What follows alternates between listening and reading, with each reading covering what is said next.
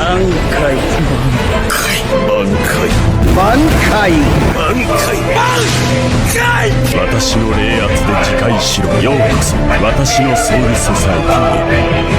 up, everyone? Welcome back.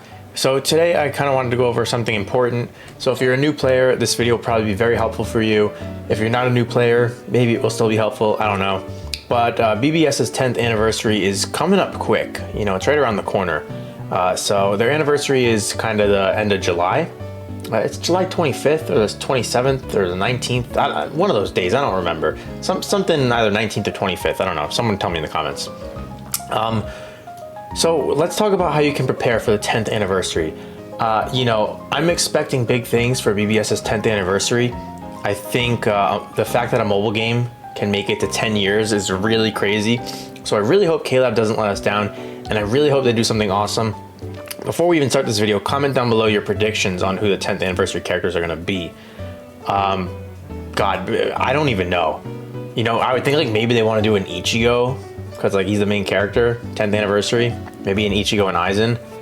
All right, let's get to the point of the video. So how can you prepare? So the number one most important thing you want to do is save your orbs. That is the most important thing to do when preparing for a Bleach Brave Souls anniversary. Now I know mine are kind of low, but keep in mind I'm a YouTuber for BBS, so I summon on a lot of banners that I shouldn't, mainly just because I want to entertain you guys. But tip number one is do not summon on every single banner. Now these characters are the perfect example. They're premium characters, which means they're in the premium summons pool, which means you can pull them from summons tickets. So if you want these characters, don't summon for them. Save your tickets and eventually you will get them for free.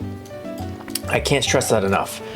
Yes, I know I summoned, but again, I do it for your guys' entertainment.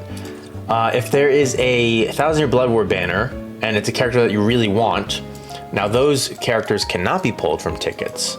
So if there's a 1000 Year Blood War character that comes out before anniversary and you really want them, you should summon. You know, if they're like your favorite Stern Raider or something, summon, because, you know, you should get your favorite characters. But definitely learning how and when to spend your orbs on banners is crucial in a game like BBS. Okay, so that's my first tip. My second tip is to maximize your monthly orbs. So the first thing I'm going to talk about is the point event, which you can find if you come into solo and then events. So we get 2 of these every month, one mid-month, one at the end of month. So right here, this is the current point event. So you'll know it's a point event because it says total points. And so at 600,000 points, you're going to get 50 orbs. And then at 2 million points, you're going to get a 5-star summons ticket. Now you want to make sure you get these at every single point event because it's free orbs and it's a free summons ticket for a chance to get a brand new character that can give you orbs. So if you're new, definitely remember that. Make sure to farm this to at least 2 million in the middle of the month and at the end of each month. All right, next up, the most important thing is Senkaimon quests. Now the current one has 12 hours left and I'm actually behind, as you can see. I need to go ahead and finish this. But if you do the extreme and the normal Senkaimons, you can get up to 480 orbs for free, and you can get a 5-star summons ticket from the extreme one.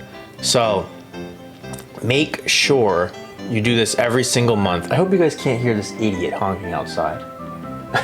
Make sure you do this every single month because 480 orbs is a lot for free, and you definitely don't want to miss out on that. And the 5-star summons ticket too, like that is, you can't beat that.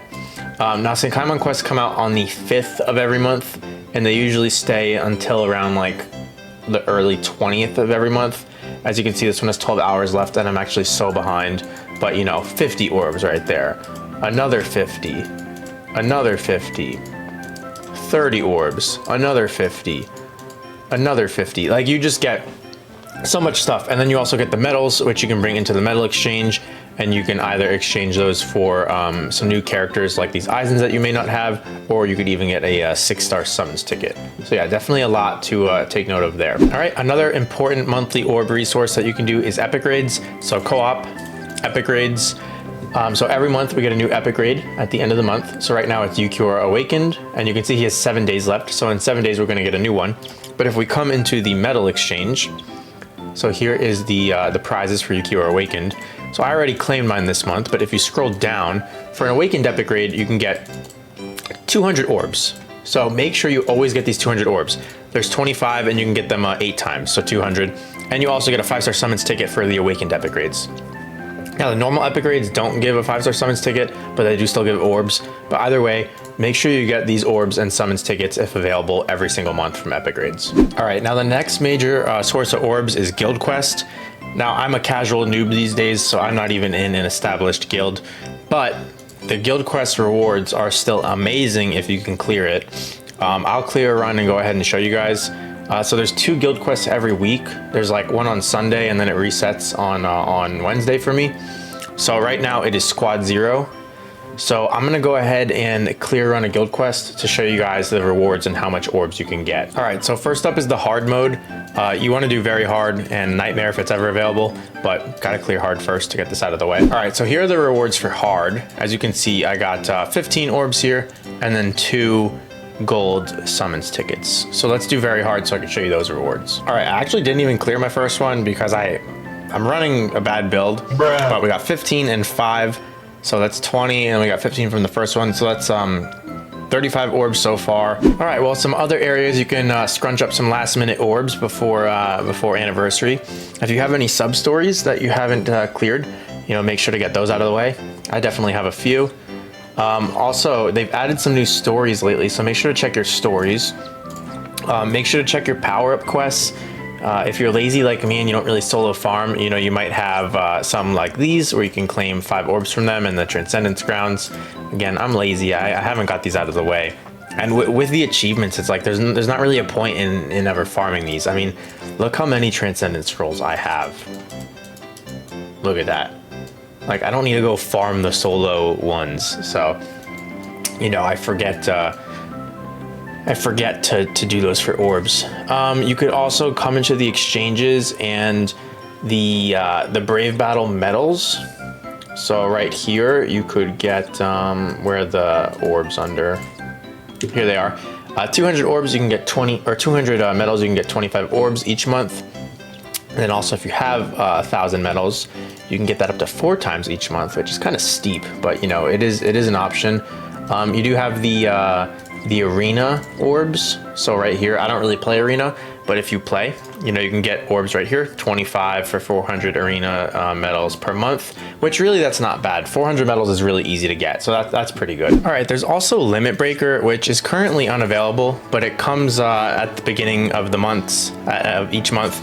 And you can get 50 orbs from that. Is it 50 or 100? 50 orbs. You can get 50 orbs. All you have to do is like clear up to like stage 11 and you'll get the 50 orbs. So that's pretty easy and that's free orbs you definitely don't want to forget about. But yeah, guys, I mean, other than that, you know, there's not too many other ways to get free orbs each month. But if you do all the methods I just showed you each month up until anniversary, you will be able to save a good amount of orbs, especially if you skip summoning on banners. You know, just keep that in mind. You do not need to summon on every banner. Now, if you are not free to play, some of the better packs, if you want to spend money, some of the better packs that you can buy, like the most bang for your buck, the most orbs for your buck, is going to be the character packs, if you don't own the character. So right off the bat, for $20.99 USD, you get 146 orbs, right? And then you get a brand new character. So you'll get orbs for getting them to level 100, so 50 orbs. And you'll get 75 for getting them to 200. And then you can resurrect them and get another 75. So all in all, that is 346 orbs for $20.99, which honestly, it's pretty solid. It's not a bad deal if you do spend money. It's really not bad. 346 orbs for $20.99, and you get a brand new character. So it's not terrible. But yeah, those are the better packs to buy, the character packs. And of course, you know, you have, if BBS wants to load, you have these packs. But yeah, $20.99 just for a summons ticket for a chance you may get the same character. Those aren't that great. I think klab needs to rework this part of the shop. And honestly, I feel like maybe people would buy the character packs more if they were like $14.99 or something. I feel like klab would make more money.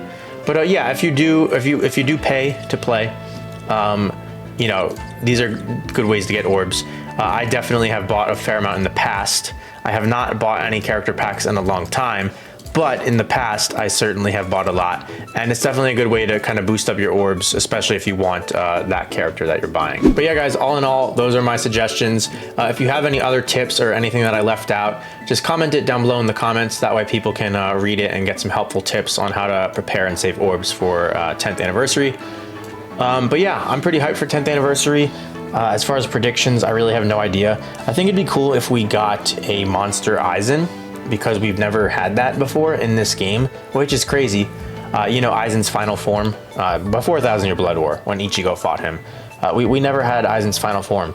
I would love to see Dangai Ichigo and Monster Aizen as the 10th anniversary banner. That would be like my ideal banner. We haven't had a new Dangai Ichigo since the very original one, and Monster Aizen we've never had. So I think those would be two really great, amazing characters to have for 10th anniversary. Another random one they could do is Fullbring Ichigo when he is kind of relearning his, or when he's learning his Fullbring. He has like the Shihakusho, but it's like up in smoke. It's like black smoke. That would be really cool if klab decided to introduce that. But anyways, I'm gonna stop rambling. Thank you so much for watching. If you're new, please drop a like, subscribe. It helps me out a lot, and leave a comment. And until next time, thanks so much for watching. Peace out.